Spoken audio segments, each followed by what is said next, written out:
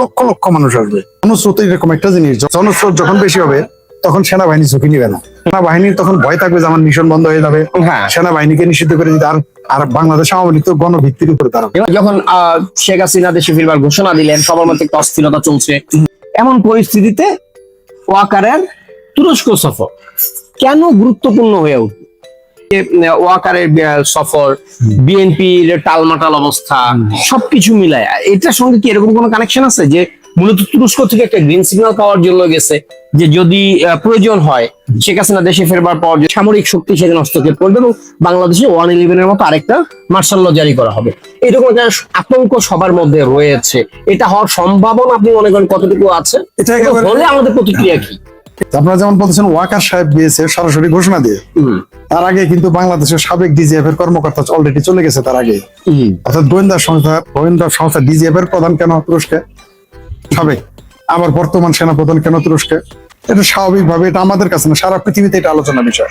বরং আমাদের বাংলাদেশের জনগণের কাছে, মানুষের কাছে চাইতে অন্যান্য রাষ্ট্র, ভারত, পাকিস্তান, আফগানিস্তান, আমেরিকা, আরব, অন্যান্য দেশের কাছে এটা বেশি গুরুত্বপূর্ণ। কারণ আমরা এটা সরল দৃষ্টিকোণ থেকে দেখেছি যে একজন সেনাপ্রধান তুরস্কে গেছে, না, সারা বিশ্বটা দেখছে না। অনেকে ভাবতেছে যে আগামী 10 বছরের মধ্যে বাংলাদেশের যুদ্ধের মুখোমুখি হইতে পারে, এবং এটা অত্যন্ত গুরুত্বপূর্ণ এবং এটা আমাদের জন্য বিপজ্জনক সিমটম। কিন্তু এই জায়গাটা, এই যে তুরস্ক যাওয়া, দেখেন আপনি 71 সালে যে দেশগুলো বাংলাদেশের স্বাধীনতা, বাংলাদেশের জন্মের বিরোধিতা করেছিল, সেই তুরস্ক, সেই আমেরিকা, সেই পাকিস্তান, মানে এরা সবাই একজোট এই জায়গাটা। অক্ষর শক্তি সবসময় এক ছিল, একেবারেই একজোট। এবং আরেকটা ব্যাপার যেটা বারবার আলোচনায় আসতেছে, এই যে এইখানে বাংলাদেশের মানুষ এখন আর সামরিক তৎপরতা, সেনাবাহিনীর যে প্রতিক্রিয়া, এখানে হাইপোথিসিস হইলো ফরিদ ভাই, একটা ব্যাপার আপনি হিসেব করেন, বাংলাদেশ আওয়ামী লীগের নেতাকর্মী যা রয়েছে বা সাধারণ মানুষ গত 2 বছর আওয়ামী লীগের প্রতি যে পরিমাণ তাদের সিম্পাথি বাড়ছে, এই জায়গাটা দাঁড়ায় বিএনপি গত 6 মাসে এমন কিছু দেখাইতে পারছে যে আওয়ামী লীগ মাঠে নামলে সাধারণ মানুষ বিএনপিকে রক্ষা করার জন্য নেমে যাবে? এরকম কোন অবস্থান বিএনপি তৈরি করতে পারছে? আওয়ামী লীগের ঠেকাবে কে? না, আওয়ামী লীগকে ঠেকাতে পারে যে বলেছি যে মোল্লার মিলিটারি, এই 2 অক্ষর শক্তি এক হয়ে আওয়ামী লীগকে, আপনি ঠিকই বলেছেন যে মিলিটারি এবং মোল্লা ছাড়া, মোল্লা তাও কি সব মোল্লা না, যারা এই দেশের মুক্তিযুদ্ধ বিরোধী, যারা উগ্রবাদী, যারা এই দেশের গণতন্ত্র সংবিধানে বিশ্বাস করে না, ওই শ্রেণীটাকে ব্যবহার করবে। আর তুরস্কের এই কাজটা শুধু যে শেখ হাসিনার বিরুদ্ধে তা কিন্তু না, শুধু যদি ব্যক্তি শেখ হাসিনা বা একটা আওয়ামী লীগের বিরুদ্ধে যাইতো তাও আপনি সেটা বলতে পারতেন একটা দল বা একজন ব্যক্তির বিরুদ্ধে। শেখ হাসিনা বাংলাদেশে আসবে কিনা, বিএনপি আওয়ামী লীগ ঠেকাইতে পারবে কিনা, এটা তো বাংলাদেশের জনগণের ব্যাপার। কারণ যদি বাংলাদেশের জনগণ মনে করে বিএনপির সাথে পক্ষে আওয়ামী লীগ ঠেকাইতে করবে, সেটা জনগণের ব্যাপার। বাংলাদেশের জনগণ না, সাবেক পরিস্থিতি কি আপনাকে এরকম ইঙ্গিত দেয় কিনা? বিএনপির আমি এটা নিরপেক্ষ, মানে আমি তার সমালোচক এই জন্য বলছি, আমি তার আদর্শে বিশ্বাস করতেছি না সেই হিসেবে বলছি না।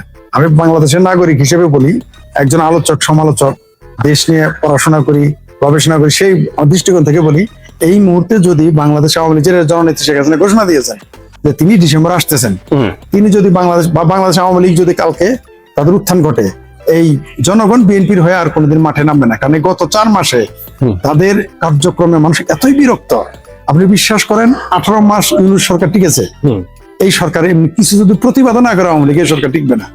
এটা আমি কিন্তু বলেছিলাম 29 সাল পর্যন্ত থাকবে, কিন্তু আমি সেই করে এখন তাদের কার্যক্রম, তাদের অবস্থান দেখে মনে করতেছি প্রতিদিন তাদের ক্ষমতা আরো কমে আসতেছে।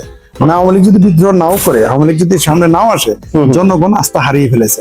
আমার ধারণায় জনগণ এই দেশের বর্তমান তথাকথিত সরকারের বিরুদ্ধে গেছে বলেই শেখ হাসিনা, জননেত্রী শেখ হাসিনা এই সাহসটা পেয়েছেন বা এই ইচ্ছাটা প্রকাশ করেছেন যে বাংলাদেশে আসবে। কারণ তিনি বুঝে ফেলেছেন যে এই দেশের জনগণ এখন তাদের চাচ্ছে না। যদি চাইতো তাহলে জননেত্রী শেখ হাসিনা এই ঘোষণাই কোনোদিন দিতেন না। আর আপনি তাহলে এই জায়গাটা যদি আমরা একটু বিশ্লেষণ করি, ফরিদ ভাই, যেহেতু আপনি সামনে আছেন, সেটা হচ্ছে বিএনপি যদি আওয়ামী লীগকে ঠেকানোর সক্ষমতা তৈরি করতে না পারে বা নাই, আমরা দেখছি দৃশ্যমানভাবে নাই, বরং আওয়ামী লীগের জনপ্রিয়তা 2 বছর আরো বাড়ছে, সেই জায়গা থেকে তাহলে থাকলো কে মাঠে? জামাত, এনসিপি, সেই তথাকথিত একটা জঙ্গি গোষ্ঠী।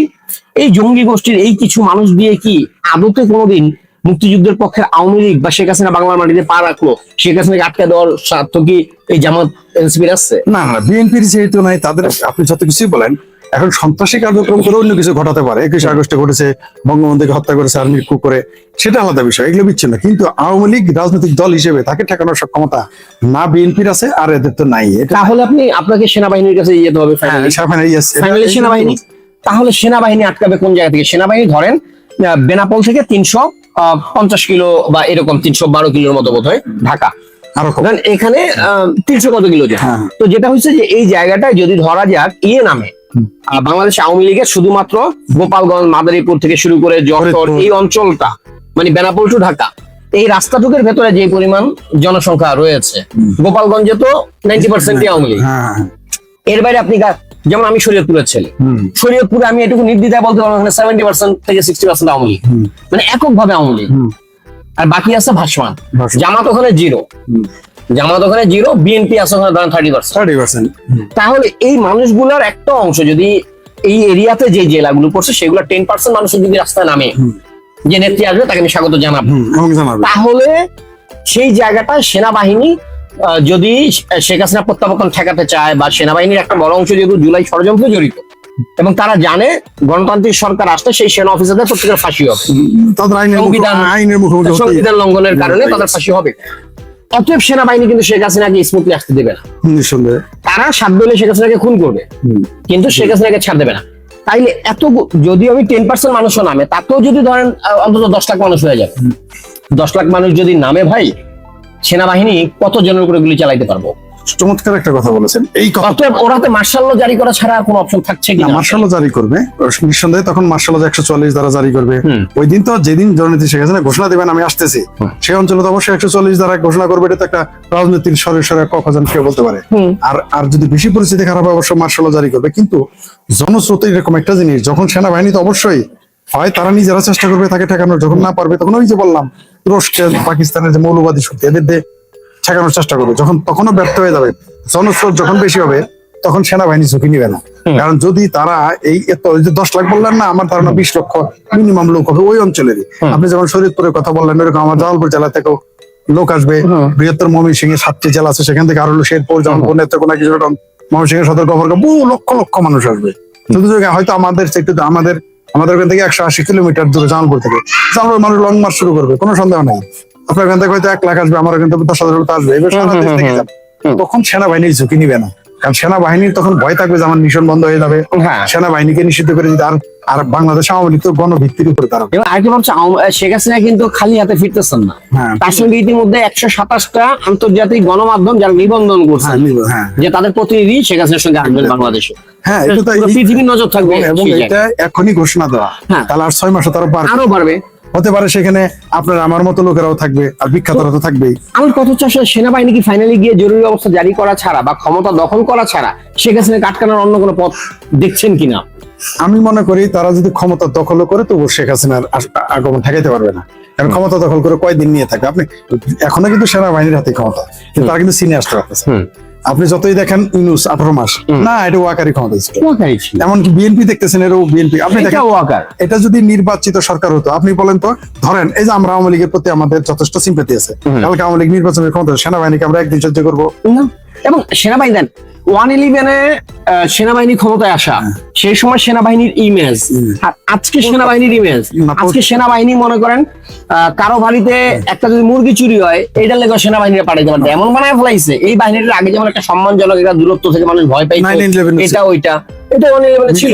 অথবা 111-এ সেনাবাহিনী 2 বছর টিকতে পারছে, কিন্তু বর্তমানে এই 2 বছরে সেনাবাহিনীর যে ইমেজ তৈরি হয়েছে, এদেরকে 3 মাস পর্যন্ত মানুষ চিন্তা করবে না। এবং তাদেরকে এর আগে দেখছি ঢাকা বিশ্ববিদ্যালয়ে উইরে লাগতিস। এখন ধরেন ওই গ্রামের কোন একটা চার দোকানদার বই মনে করেন চার গরম খেতে ফিরতে পারে, যেমন কুত্তা খাতা। আপনি ঠিকই বলেছেন। বরং এই 2024-এর 5ই আগস্টের পরে যারা বাংলাদেশ আওয়ামী লীগ, মুক্তিযুদ্ধ, বঙ্গবন্ধু, জয় বাংলা স্লোগান, 72-এর সংবিধানকে বিতর্কিত করতে চেয়েছে, তারাই দেখেন প্রত্যেকে ভয়ঙ্কর ভাবে বিতর্কিত। তাদের কিন্তু হিতে বিপরীত হয়ে গেছে। 2024-এর 5ই আগস্টের পরে আওয়ামী লীগের অবশ্যই তাদের জন্য নিপীড়ন, নির্যাতন হচ্ছে, কিন্তু আওয়ামী লীগের কিন্তু দল হিসেবে ক্ষতি হয় নাই, তাদের ইমেজ কিন্তু পুনরুদ্ধার হয়ে গেছে একদম। বরং সেনাবাহিনী, ওই যে কথাটা বললেন ওই মইনুয়ের সরকার সময়, তখন কিন্তু সেনাবাহিনীর একটা গ্রহণযোগ্যতা ছিল, মানুষ ওয়েলকাম জানিয়েছিল। এবার কিন্তু ওয়েলকাম জানাচ্ছে না, একটা শ্রেণী ছাড়া। তখন কিন্তু বিএনপি, আওয়ামী লীগ সবাই তাকে স্বাগত জানিয়েছে, রাইট? ওই তুরস্ক, পাকিস্তান এই বেলটাই শুধু চাইতেছে সেনাবাহিনী আসলেও সমর্থন দেবে। এবং এর মানে এই না আমিও মোল্লা মিলিটারির কঠোর সমালোচক, তার মানে তো এই না যে 100% মোল্লা আওয়ামী লীগ বিরোধী। এর মধ্যে এই না একসাথে 100% মিলিটারি আওয়ামী লীগ বিরোধী। ভাই, বাংলাদেশে একটা মুসলিম অধ্যুষিত দেশ, এখানে 90% উপরে মুসলিম। ধর্মীয় আওয়ামী লীগ যারা করে তারা কি মুসলিম তারা না? মুসলিম না? আওয়ামী লীগ যারা 90% উপরে আওয়ামী লীগ সমর্থক তো মুসলিম। মুসলিম। তাহলে এই যে আমাদের এই উপমহাদেশে এত কিছু হচ্ছে, দুইটা দেশের নাম কেউ নেয় না। একটা হচ্ছে জাপান আর হচ্ছে ব্রিটেন। আপনি কি করে ভাবলেন যে ব্রিটেন আর জাপান এখানে কাজ করতেছে না? সেটা পক্ষে বা বিপক্ষে সেই বিতর্কে যাচ্ছি না। আমাদের ভালো বা জাপান আমাদের সবসময় ভালো, পৃথিবীর একমাত্র রাষ্ট্র জাপান, যে কিন্তু আরেকটা দেশ আছে ইতালি, জাপান, সবসময় বাংলাদেশের অর্থনৈতিক অবস্থান ভালো চায়। অদ্ভুত ব্যাপার, এই দেশ সম্পর্কে আমরা জানি না, রাইট? তো আবার দেখেন, ভারত আমাদের ভালো চাইতে বাধ্য। আবার বলছি, আমি যদি বলি ভারত ভালো চায়, কেউ বিতর্ক করতে পারে। দেখো লজিক দিই, আপনার আমার ঘরে একই সাথে, আমার ঘরে আগুন লাগলে আপনার ঘর নিরাপদ, তাহলে সঙ্গতের কারণে অন্তত চাইবেন। ভারতের বাংলাদেশ নিয়ে যে কনসার্ন, এটা আসলে মূলত ও নিজের নিরাপত্তার জন্যই এই ইয়েটা ওর জন্য, আমার দেশে বাংলাদেশের চিন্তা করাটাও জরুরি। এই দল, এই দেশগুলোর ব্যাপার সামনে আরো আসবে। এখন তো ধরেন তুরস্ক এত ন্যাংটা হয়ে নামছে। আর সেনাবাহিনী একটা জিনিস কি, সেনাবাহিনীর যত শক্তি ধরো, তারা তো কিছু আন্তর্জাতিক নিয়ম কানুন মানতে হয়। সেনাবাহিনী একজন ব্যক্তিকে হত্যা করতে পারবে, একটা দলকে হত্যা করতে পারবে না, একটা মতবাদকে হত্যা করতে পারবে না। বাংলাদেশে এখনো যতগুলো মানুষ আওয়ামী লীগের পক্ষে আছে, আর সারা পৃথিবীর নজর এখনো বাংলাদেশে, সারা পৃথিবীর। আপনি যত কিছু বলেন, সেনাবাহিনী চাইলে অনেক কিছু করতে পারবে না। শেখ হাসিনার তখন কোন ক্ষমতাটা ছিল না? ওই যে বললেন যে পর্দার পিছন থেকে কাজ হয়েছে, তার জন্য। যেমন তাকে মেরে ফেলতে চেয়েছিল, আপনারাও জানেন, আমরাও জানি, কিন্তু পারে নাই কেন? ওইটাও পর্দার অন্তরাল থেকে কাজ হয়েছে, তাকে মারতে পারে। তো রাজনীতিতে এটা ছিল, আছে এবং থাকবে, এটা স্বাভাবিক। কিন্তু একটা সবচেয়ে বড় শক্তি জনগণ, ফাইনালি। তো জনগণ যদি এখন মাঠে নামে, আপনি ঠেকাইতে পারবেন না, সেনাবাহিনীও না, আন্তর্জাতিক বিশ্ব পারবেন। 71 সালে কি আমাদের ঠেকানোর চেষ্টা করা হয়েছিল না? বহু চেষ্টা করেছে, কিন্তু এত জনস্রোত ছিল যে আপনি লাঠির সামনে বন্দুক দিয়ে ঠেকাইতে পারেননি। কারণ বন্দুকের পিছনে তার একজন থাকে, পলিসি মেকার, সে দুর্বল হয়ে যায়। জেনারেল যদি আপনার পক্ষে থাকে, তখন সেনাবাহিনী 95,000 কি আর 5 লক্ষ কি? ধরুন ওয়াকার সাহেব যখন উল্টে গেছে, সরকার পড়ে গেছে, সোজা হিসাব। ওয়াকার তো আসলে কেন ঘুরে দাঁড়াইছে বা কি, এটা তো মনে করেন যে পরবর্তীতে সবকিছু ক্লিয়ার। তাদের সঙ্গে কাদের নেগোশিয়েট হচ্ছে, কারা কারা জোট পাচ্ছে, জাতিসংঘ ওয়াকারকে কি হুমকি দিচ্ছে, ওয়াকার কবে থেকে জামাতের সাথে কাজ করতেছিল, জামাতের আমির তো 5 তারিখের পরেই বললো যে ওয়াকার সাহেবের সঙ্গে আমাদের সম্পর্ক দীর্ঘদিনের, উনি আমাদের মানসিকতার লোক। জামাতের আমিরের বক্তব্য, দীর্ঘদিন জামাত ওয়াকার সাহেব এবং এটাই রাজনীতি পৃথিবীতে। ওই যে বললেন, শুধু মাঝখানে একটা বলেছেন যে গরিবের বউ সবার ভাবি, এখন এরা সবার ভাবি হয়ে গেছে, আমাদের কিছু করার ছিল না। কিন্তু আমাদের এখন যেটা ঘটবে বাংলাদেশে, যেটা তারা দাবি করেছে 24-এর 5ই আগস্টে, তারা বিপ্লব কাকে বলে ডিসেম্বর ঘরে থেকে বোঝা যাবে। আপনি সততা দিয়ে সব দিক মিলাইয়া হিসাব যেটা বুঝি ভাই, সেনাবাহিনী, ওয়াকার, এই বাহিনীটা নিজের জীবন বাঁচাইতে, নিজের অপরাধের সাজা থেকে নিজেকে রক্ষা করতে গিয়া, তাদের মধ্যে মার্শাল ল দেওয়া ছাড়া উপায় থাকবে। যতদিন পারে মার্শাল ল দিয়ে ক্ষমতা দখল করা, পাকিস্তানের পরামর্শে এটাকে পুরোপুরি ভাবে জামাতকে ক্ষমতায় আনার পথ তৈরি করা। ঠিকই বলেছেন আপনি, কিন্তু পারবে না। কারণ দেখেন, দিন শেষে দেশের মানুষ 18 মাস কিন্তু চেষ্টা করা হয়েছিল যে বিএনপি না এনে জামাতকে ক্ষমতায় আনা, পারে নাই তারা। এই ইউনুসকে আবার পরে চেয়েছিল না, ইউনুসকে আজীবন রাখবে, পারে নাই তারা। কারণ জনমত একটা ব্যাপার হয়ে দাঁড়াবে সামনে, তারা চেষ্টা করবে। আপনি দেখেন, জামাত ভোটে কোনোদিন আসতে পারবে না। সেনাবাহিনী যদি জামাতকে তুরস্ক বা পাকিস্তানে বসাইতে চেষ্টা করে, এই দেশে গৃহযুদ্ধ শুরু হয়ে যাবে। গৃহযুদ্ধ শুরু হলে সেনাবাহিনী তখন কাজ করবে না, পারবে না। এই দেশটা তখন ধ্বংস হয়ে যাবে। আমার কাছে অদ্ভুত লাগে ফরিদ ভাই, আপনি তো আমার অনেক সিনিয়র, কিন্তু একটা সেনাবাহিনী, একটা রাষ্ট্রের, যাদের হাতে রাষ্ট্রের সার্বভৌমত্বের দায়িত্ব দেয়া থাকে, একটা রাষ্ট্রের সেনাবাহিনী এত বড় দেশদ্রোহী, প্রত্যেকবার তারা দেশের বিরুদ্ধে অবস্থান নিচ্ছে। আসলে এটা আমাদের দুর্ভাগ্য, এই সেনাবাহিনী বাংলাদেশের বিরুদ্ধে এই অঞ্চলের দুর্ভাগ্য। আমাদের পৃথিবীতে দুইটা দেশ, এই বাংলাদেশে পাকিস্তানের প্রকাশ্যে আসতো সেনাবাহিনী রাজনীতিতে, বাংলাদেশের বিহাইন্ড দ্য স্ক্রিনে ছিল, তখনও ছিল, এখন আছে। তো এটা আমাদের জন্য দুর্ভাগ্য। আর আপনি, এটা আমাদের দুর্ভাগ্য যে মুসলিম দেশগুলোতে গণতন্ত্র প্রাতিষ্ঠানিক রূপ লাভ করে না সেনাবাহিনীর কারণে। একদম, এটা প্রবলেম। আমাদেরকে এর থেকে বেরোয় আসতে হবে। পৃথিবীতে বাংলাদেশই ছিল একমাত্র রাষ্ট্র যাকে গণতান্ত্রিক রাষ্ট্র হিসেবে পৃথিবীতে প্রতিষ্ঠিত হওয়ার একটা সুযোগ ছিল। কারণ আমরা একটা রক্তক্ষয়ী যুদ্ধের মাধ্যমে, একটা গণতান্ত্রিক পন্থার মাধ্যমে আমরা আসছিলাম, কিন্তু এটা পরিকল্পিত হয়ে ধ্বংস করে দেওয়া হয়েছে। আমাদের জনগণকে সচেতন, এটা ঠেকাইতে গেলে না, জনগণকে সচেতন করতে হবে।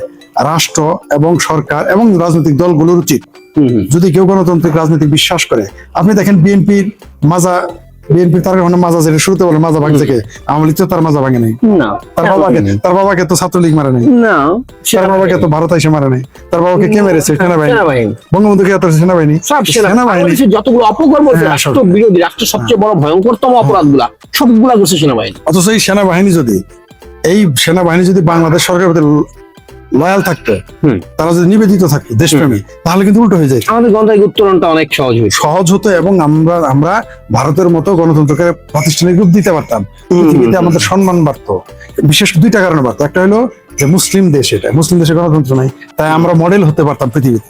কিন্তু আমাদের সেই সুযোগ সেনাবাহিনী, সেটা বুঝে হোক না বুঝে হোক, না বুঝে, খুব সচেতন, লাভে হোক বিনা লাভে হোক, এরা সচেতন, এগুলো জ্ঞান পাতি। এবং সেনাবাহিনী এবং হচ্ছে জামাত, এদের মধ্যে মনস্তাত্ত্বিক ভাবে কোনো তফাৎ নেই। হ্যাঁ, না, তবে আমার সবচেয়ে আশঙ্কার জায়গা হচ্ছে ডিসেম্বরে নেত্রী ফিরবেন, এবং নেত্রী তো ফিরবেনই, সঙ্গে অবশ্যই লক্ষ লক্ষ কর্মীরাও মানে উপস্থিত রাজপথে নামবেন। সেই ধাক্কা সামাল দিতে গিয়ে যদি আবার ওয়াকার গ্যাং তুরস্কের সঙ্গে পাকিস্তানের সঙ্গে নেগোশিয়েট করে যদি সেই আবার একটা 111 নিয়ে আসে, আবার যদি একটা সেনা সমর্থিত, বাংলাদেশের সেনাবাহিনী সবসময় ক্ষমতার ধান্দায়, হ্যাঁ, তাই তখন এখন একটু চান্স পাওয়া যায়, Chance পাওয়া যায়। তখন একটু চান্স পাওয়া যায়। তো সেটা বাংলাদেশের জন্য খুবই দুঃখজনক একটা পরিণত হবে। দুঃখজনক না, যদি তারা সত্যি তারা এটাকে ঠেকাইতে যায়, তাহলে দেশে সিভিল ওয়ার হয়ে যাবে। সিভিল ওয়ার হয়ে হ্যাঁ, যাবে। শেখ হাসিনার অতএব সাধারণ মানুষের এখনো ওয়াকার সচেতন। বাহিনী, তুরস্ক বাহিনী, পাকিস্তান, এই সম্মিলিত এজেন্ট গুলা যে কাজগুলো করতেছে, এটার ব্যাপারে সচেতন হওয়া উচিত। এই হায়নাদের হাত থেকে বাংলাদেশকে রক্ষা করা উচিত।